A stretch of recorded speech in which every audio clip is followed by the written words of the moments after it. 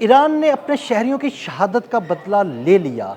जिन air bases को इस्तेमाल करके अमेरिका ने ईरान पर हमले किए, ईरान ने उन एयर बेसिस की ईंट से ईंट बजा दी। उर्दन में अमेरिकी लड़ाका तैयारों का कब्रिस्तान बना दिया और बहरीन और कुवैत में कई पानी के प्लांट और बिजली घर उड़ा दिए।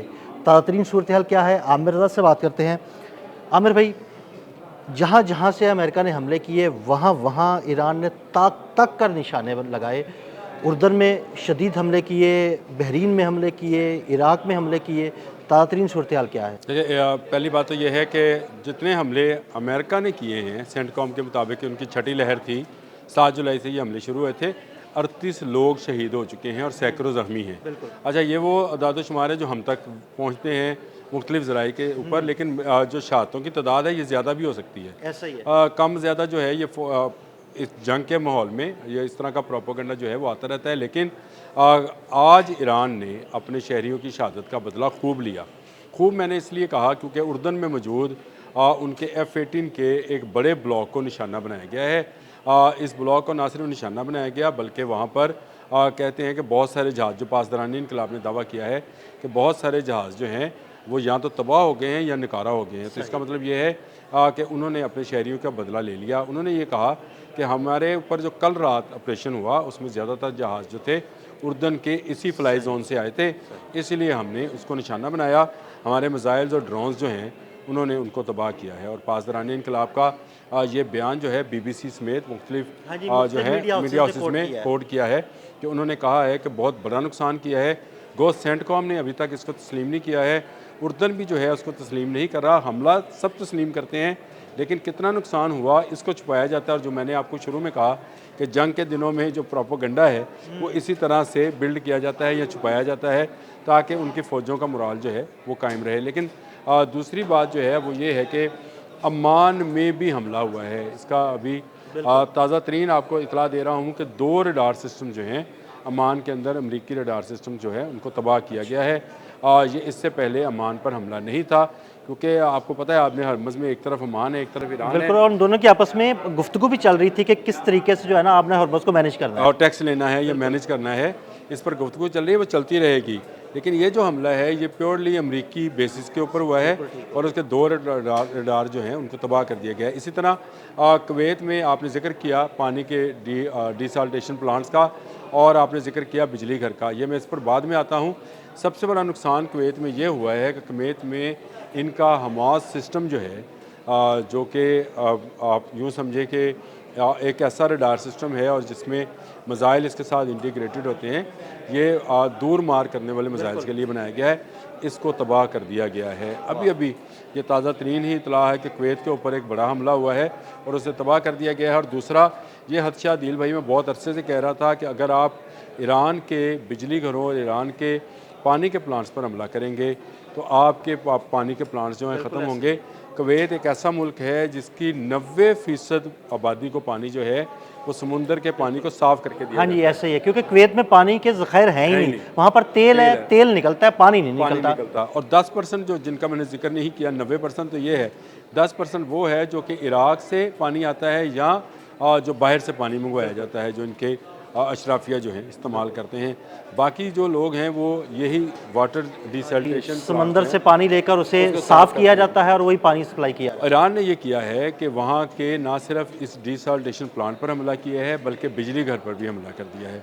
और अभी कुछ देर पहले कुवैती हुकाम का ये बयान आया है कि हमारे शहरी बिजली एहतियात के साथ इस्तेमाल करें, बिजली की शॉर्टेज हो सकती है। इसका मतलब है वो जो मैंने कहा था कि यहाँ पे ये जो गल्फ़ है इसकी बत्ती गुल हो सकती है अगर आप ईरान को तो ये छेड़ेंगे। गुल होना शुरू होगी ना। देखिए, रात अमेरिका ने ईरान में जो है वो सिविल इंफ्रास्ट्रक्चर पर हमले किए, पुलों पर हमले किए, बिल्कुल वाटर प्लांट पर भी हमला किया। उसका जवाब फिर ईरान ने दे दिया। इस्फहान में हमला किया था वाटर प्लांट के ऊपर, उसी के ऊपर जो है इन्होंने पानी के और बिजली के निज़ाम के ऊपर हमला किया है। तो इसका मतलब है ईरान के पास वो तमाम नक्शे मौजूद हैं। कुवैत एक छोटा सा आपको पता है मुल्क है जिसको कुवैत सिटी है और कुवैत है, ये बिल्कुल कम आबादी वाला है। इसका सारे का सारा दारोमदार जो है इसी पानी और बिजली पर है जो कि वहाँ पर बनाई जाती है। तेल से जरहेज़ मुल्क है, यानी तेल ही तेल है इसके अंदर, पानी है नहीं। तो अगर यहाँ का पानी बंद हुआ, यहाँ की बिजली बंद हुई, और मैंने कल जब हम बात कर रहे थे तो मैंने बहरीन के ज़िक्र किया था। मैंने कहा था कि इनके अगर पावर प्लांट्स पर हमला होता है तो पानी के डिसॉल्टेशन प्लांट खुद ब खुद बंद हो जाते हैं, बिल्कुल, आपने क्योंकि वो बिल्कुल ठीक चलते कहा। बिजली से हैं। और इनकी तेल की तरसील भी ख़त्म हो जाएगी, क्योंकि वो भी उसके लिए भी आपको रीफिलिंग के लिए बिजली का ही इस्तेमाल करना पड़ता है। इस्तेमाल करेंगे तो वो वेल चलेंगे वेल ना। चलेंगे और सारा वो जो है वो तेल निकाला जाएगा या तरसील की जा सकेगी। तो ये एक बड़ी जंग की निशानी है कि उसमें अब कुवैत के ऊपर यह हमला किया गया है। एक तरफ उर्दन में कहा जा रहा है कि जहाज़ों का कब्रिस्तान, आपने सही लफ्ज़ इस्तेमाल किया कि जहाज़ों का कब्रिस्तान बना दिया गया है। दूसरी तरफ कुवैत को प्यासा मारने की जो है वो मैं ये समझता हूँ कि कुवैत को प्यासा मारने की या ये कहना नहीं चाहिए, ये कहना चाहिए कि जो अमरीकी अड्डे हैं जो कि पूरे कुवैत पर छाए हुए हैं, उनकी पानी और बिजली जो है ये बंद की जा रही है। और इसी तरह अब इराक़ में भी हमला होगा। इराक़ पर अभी तक हमला तो नहीं हुआ, लेकिन वहाँ पर रहने वाले अमरीकियों को इंतबाह, मैं सुबह भी ये बात की थी कि उनको इंतबाह जारी किया गया कि वो महफूज मकामात की तरफ चले। और मैंने आपसे कहा था ये कुवैत की तरफ जा सकते हैं, इसीलिए कुवैत पर हैवी मिसाइल्स और ड्रोन्स जो हैं उनका इस्तेमाल ईरान कर रहा है, ताकि वहाँ पर बिजली घर और डिसल्टेशन प्लांट्स जो हैं उनको इनफेक्टिव किया जाए। इससे अमरीकी फ़ौज को जो उसकी रसद की ज़राए हैं उनको नुकसान पहुँचेगा। इसी तरह अब आ जाए बहरीन पर। बहरीन में पहले ही 5th फ्लीट के जो हैं प्लांट्स, उन पर उन्होंने हमला किया था, अब दोबारा होंगे। आज की रात बड़ी अहम है अदील साहब। मैं ये समझता हूँ कि अगर आज की रात भी इसी तरह पुलों और बिजली घरों या पानी के प्लांट्स पर हमला हुआ तो कल की सुबह ईरान पूरे मिडल ईस्ट की बिजली बंद कर सकता है, पूरे मिडल ईस्ट का पानी बंद हो सकता है। ये बड़ी खौफनाक सूरत हाल है और इसकी ज़िम्मेदारी सिर्फ़ और सिर्फ अमेरिका पर आती है। वो जो जेडी वैंस ने बात की थी, इसराइल जो है वो अमन मुआहदा नहीं होने देना चाहता, इसराइल भी यही चाहता है। मैंने बार बार ये बात कह रहा हूँ कि इसराइल का एक ही तरीका है कि वो ख़ुद इस जंग में पीछे रहे, अमेरिका उसको आने नहीं दे रहा। जंग का बाकी जो हिस्सा है वो तमाम मिडल ईस्ट को बर्दाश्त करना पड़ेगा।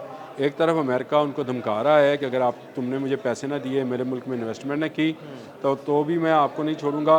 दूसरी तरफ ईरान जो है उस पर, क्योंकि मिडल ईस्ट से ही हमला हो रहा है, तो इसका जवाब भी वो मिडल ईस्ट में देगा। तो इसका मतलब है कतर, बहरीन, ये तमाम ममालिक जो हैं इस वक्त ख़तरे के निशान पर हैं। और ये ख़तरा ना सिर्फ बिजली की बंदिश का है, बल्कि सबसे बड़ा ख़तरा जो है वो पानी की बंदिश का है। आमिर भाई, बिजली और पानी दोनों ऐसी बुनियादी ज़रूरतें हैं, अगर ये दोनों बंद हो जाएं तो समझ लें कि इंसान तो पत्थर के दौर में ही चला गया ना। ये पत्थर के दौर में भी नहीं जाएगा, इंसान तो ऊपर चला जाएगा। देखें, पहली बात यह है पानी जो है ये बुनियादी ज़रूरत है, पानी ज़िंदगी है। ज़िंदगी है। और ये इस हित्ते में तेल से और गैस से भी महंगा है। बिल्कुल। अगर यहाँ पर जो डिसल्टेशन प्लांट्स हैं, मैंने कहा था कि कुछ इलाका है जो पहाड़ी इलाका है जहाँ पर आपको कोई दरिया मिलेगा तो वो आपको ईरान और इराक़ की तरफ दजला और फ़रात उस तरफ मिलते हैं। लेकिन इन इलाकों में तो प्योरली रेगिस्तान है, और ऐसे रेगिस्तान हैं जो कि साल सदियों से या हज़ारों सालों से आप कह लें कि वहाँ पर बारिशें मतलब कोई पानी या कोई दरिया नहीं है, ज़मीन ज़रखेज़ भी नहीं है और दरिया कोई नहीं है। अगर पानी कहीं मिलता है तो वो भी कोई बारिश का पानी हो, बारिश हो तो कुछ पानी जमा हो जाए तो कुछ मिल जाए।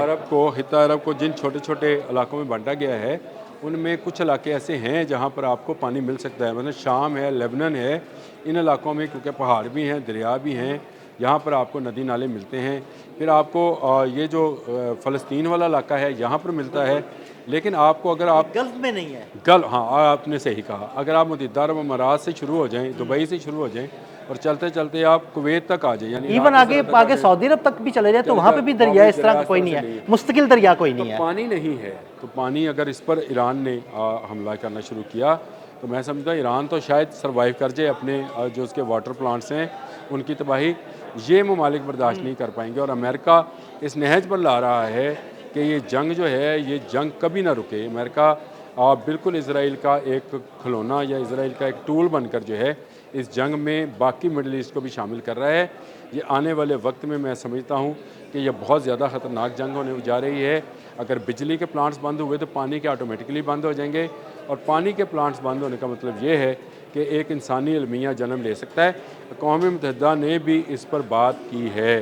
पानी इतना अहम है कि तेल से हटकर अक़वाम मुत्तहिदा ने कहा है कि अगर पानी के प्लांट्स पर हमला होता है तो ये एक बड़े इंसानी अलमिया को जन्म देगा, जिसमें इतने लोगों की जान जा सकती है या इतने लोग जो इससे मुतासर हो सकते हैं, जिसको कवर करना या जिसको दुनिया में बहाल करना इन मुल्कों को नामुमकिन हो जाए। बहुत शुक्रिया आमिर भाई ने बड़ी तफसील के साथ इस सारे मामले पर रोशनी डाली। मज़ीद अपडेट्स के लिए हमें फॉलो करते रहें। अदील अहमद और आमिर रज़ा को इजाज़त दीजिएगा। अल्लाह हाफ़िज़।